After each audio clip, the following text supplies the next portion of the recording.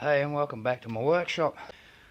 So I just had a courier drop off this rather strange looking parcel.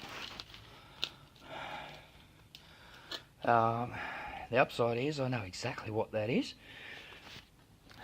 That is the replacement for that,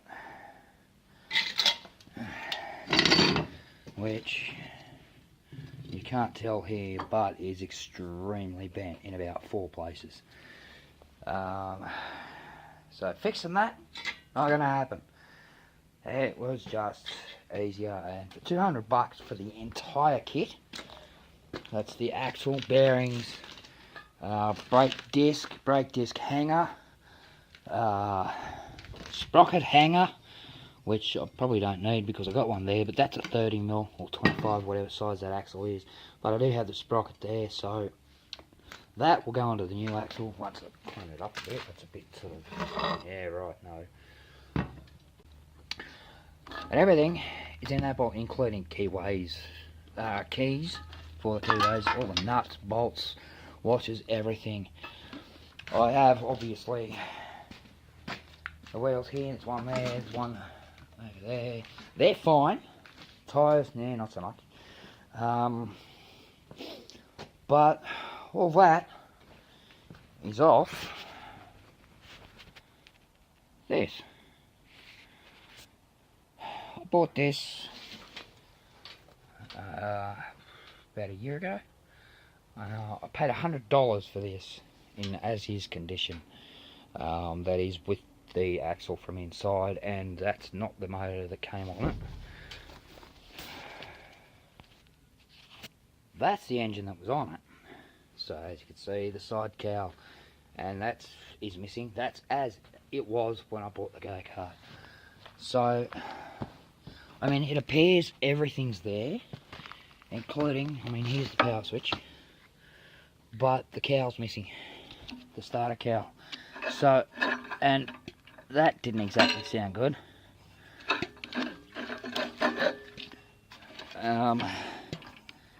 So I haven't exactly tried to start this. It was just easier to chuck the other engine on it. And the other problem was this, is the centrifugal clutch that was on it when I bought it. And yeah, they're not supposed to do that. There's a big chunk missing from here, which, I mean, you can even see if you look close enough. That is tapered. Yeah, it's not meant to be tapered. That's meant to come out through here, and then there's a circlip that mounts onto this surface here. Now, as you can see, that's kind of not happening. So there's a piece missing there that's not supposed to be loose. So I mean, that's probably okay for spares, but that's about it. So as soon as I get this out of here, I'm going to start fitting the new axle.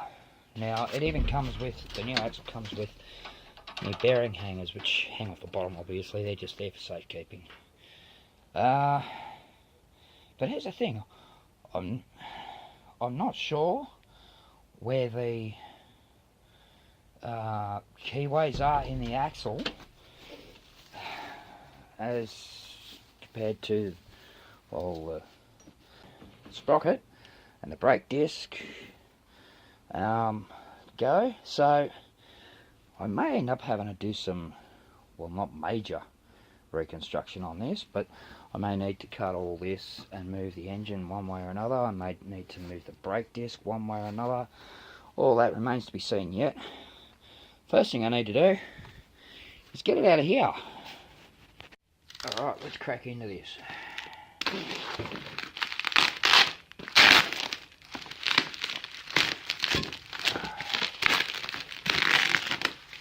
I know what that is. That's not what I'm looking for right now. What I'm looking for is in here.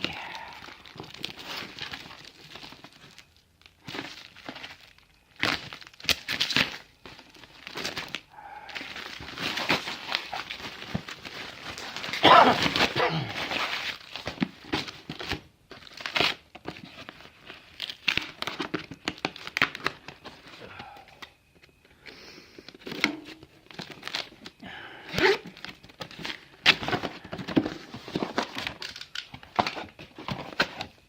wow, look at this.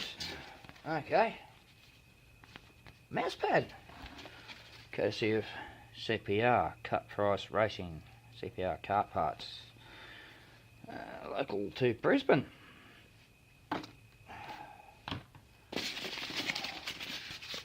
Thanks for that, Paul. Just a big bit of a shout out to Paul, the owner. Alright, there's my wheel hubs. Which, looking at that, are the correct. Yep, they're the right stud pattern. I did check that before I ordered them. It's the sprocket hanger, which from here looks like the same bolt pattern you'd think it would be. That's the brake disc. Nice. And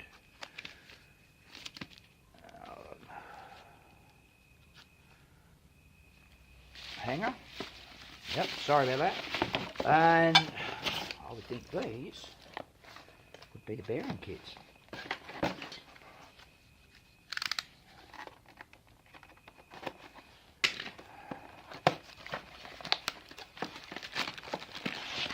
There we go. Wow.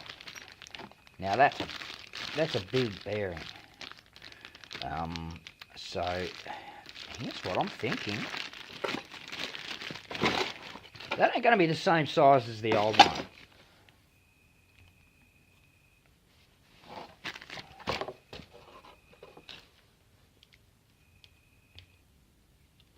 So that's the new hangers. Here's the old one. Quite a substantial difference, which pretty much means the old mounts that hold these, they're going to go, and I have to build new mounts for these. That's no big deal, that's just a bit of angle iron. We bolt all that up, weld it to the frame, good to go. As I said though, the major issue is where the keyways are in the axle in relation to, well, everything that's on the cart already.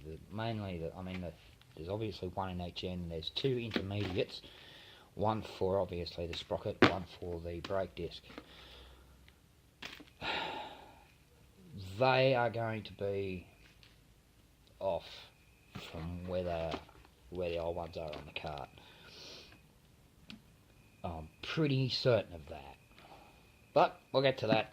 First thing, let's make our mats and hang the new bearings. Well, I've assembled the axle somewhat. I've put all the components on. The bearings are locked in place. I've centered them to where they need to be on the axle in relation to the frame, I think. And of course they're equidistant from the ends. I've put well, as I said, everything's on there, but the two carriers aren't located yet, obviously, because I need to move them. But here's the thing.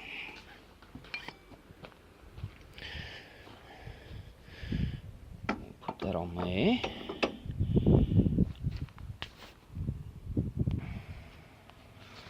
So that's centered onto the old bearing mounts. As I said, they're equidistant from the end on both sides. And let's see where those... Oh. Okay, well that one's okay. That'll line up alright. But this one over here, that's a bit of a worry. Because that needs to be there. Let's see what happens when we flip it around. Okay, now where's those keyways? Yeah, hello. Okay, there's one there. Must be one here. There it is. Okay, so there's one there and there's one there. Well, that's actually better than the other way. And you're probably thinking, no it's not, because now nothing lines up. But there's still nothing here, right in the middle where I need it. So, what I can do is with that there, that pretty much centers the engine. Because you can see this bar here, there's two here, two rails. So there's about the center, which translates back to about there. So you can see the engine's off center anyway. If I center the engine, that's going to put that about there, which would be good. But then I need to move the brake over the other side, which will line up with that. Okay, so I've got a bit of cutting and welding to do. No big deal. So let's get into that.